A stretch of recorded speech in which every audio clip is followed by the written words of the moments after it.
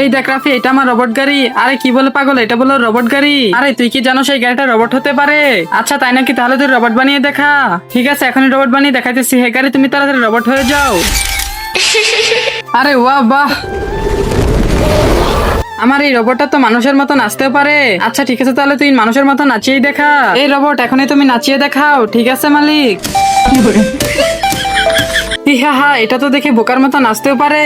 এ কি, বাচ্চারা তো দেখি রোবটের নাচা দেখে হাসাহাসি করতেছে। ওদেরকে তো শিক্ষা দিতেই হবে এখন। এই তো রোবটকে আমি এমন শক্তি দিয়ে দিব যাতে ওদের কথার বিরুদ্ধে কাজ করে। মিন্টু, তারা শুধু দেখ। রোবট, তুমি এদেরকে নতুন একটা খেলা দেখাও। এই রাফি, আমি তো এখন থেকে তোর একটা কথাও শুনবো না।